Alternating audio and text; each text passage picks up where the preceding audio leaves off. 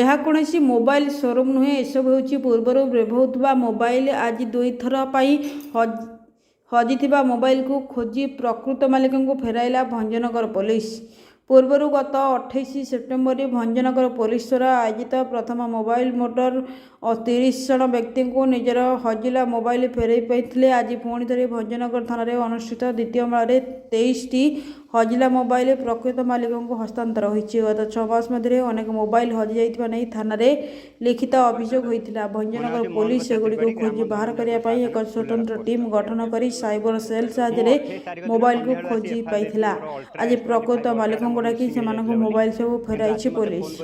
ଭଞ୍ଜନଗର ଉପଖଣ୍ଡରୁ ପ୍ରତିନିଧି ଜେ.କେ. ପଟ୍ଟନାୟକଙ୍କ ରିପୋର୍ଟ, ବିକଳ୍ପ ସମାଚାର।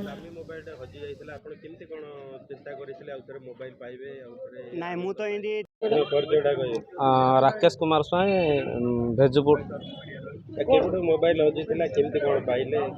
ମୋବାଇଲଟି ମୋର 28/5/2025 ତାରିଖ ଦିନ ଲସ୍ ହେଇଥିଲା। ମୁଁ ଗୋଟେ ପର୍ସନାଲ କାମରେ କୁଲାଡ଼ ଯାଉଥିଲି, ତ ସେତେବେଳେ ରାସ୍ତାରେ କେଉଁଠି ମୋବାଇଲଟି ମିସିଂ ହେଇଯାଇଥିଲା।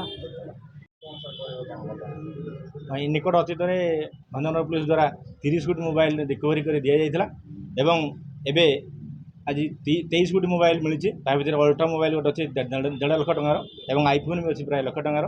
ଏମିତି 23 କୋଟି ମୋବାଇଲ ମାନେ ମିଳିପାରିଛି।